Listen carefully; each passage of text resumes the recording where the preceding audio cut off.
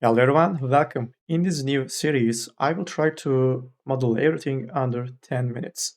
Obviously, this is going to make the process faster and it might be a little hard to understand what's going on. So for that reason, I will put a keystroke layout at the bottom left. So if you struggle, you can check that part out.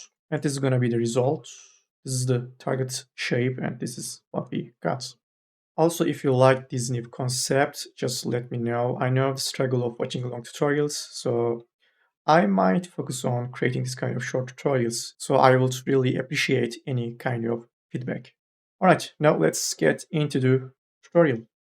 As you can see, I have my image plane already in the top view. You could do the same, just go to the top view, hit Shift and V and bring your image plane in.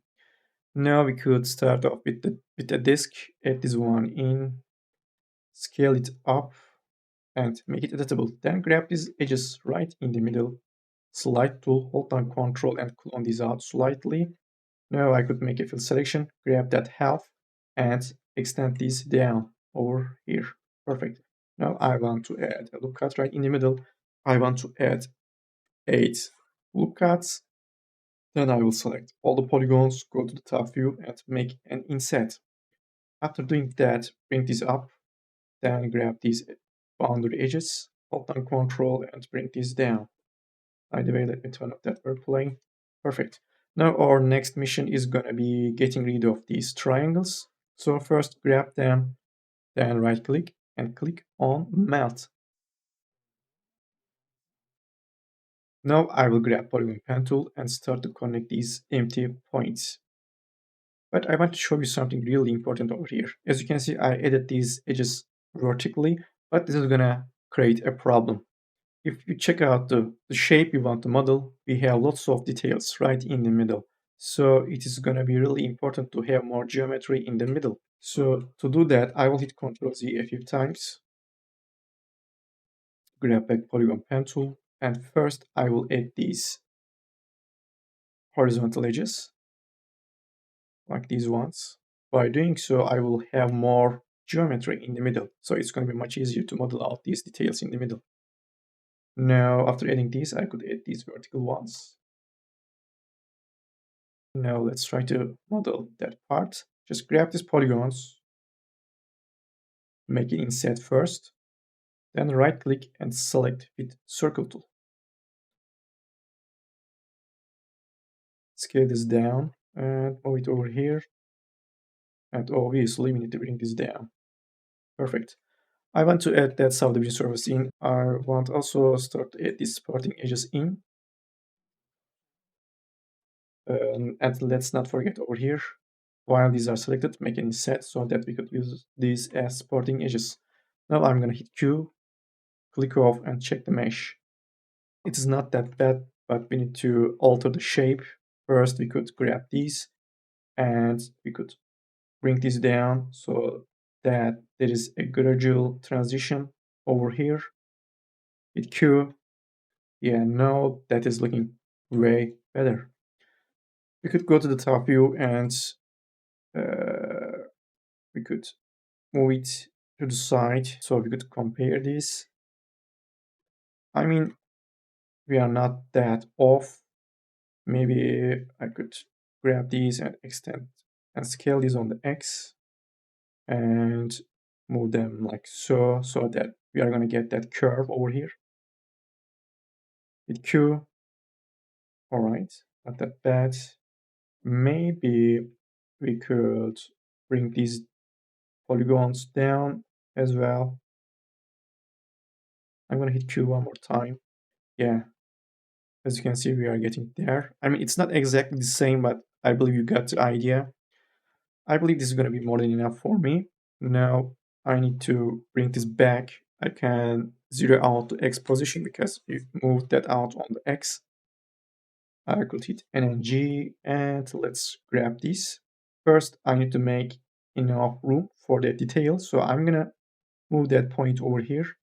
Then I could make an inset, then use fit circle tool. It is that easy. Then let me scale this on X. Nice. Now over here, just make enough room. Then use Inset tool, and then the Fit Circle tool.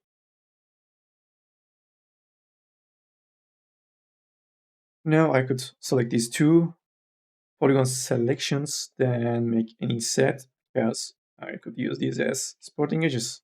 Then hold down Control and bring this down 2 times.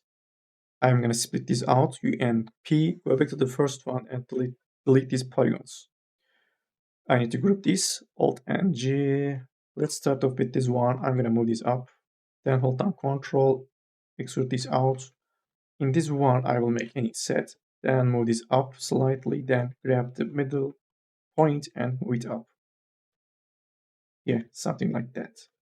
I will need a supporting edge over here, hit Q, and here we go.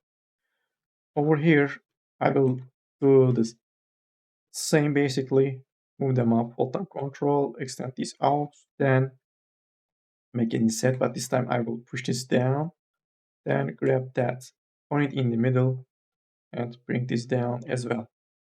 And supporting edge over here will be nice, hit Q, and perfect. I could move this down because it is looking too sharp. Also, if the resolution is not enough, you could set this to 3. Nice. Now, what about these little holes over here? As you can see, we don't have enough resolution to model out all of these. Well, to have more geometry, we could grab these and make an inset and use Fit Circle tool. By doing so, I will have these extra polygons on the sides, which will be more than enough for me to model these little holes. First, you know what to do, an inset and Fit Circle tool. Same here.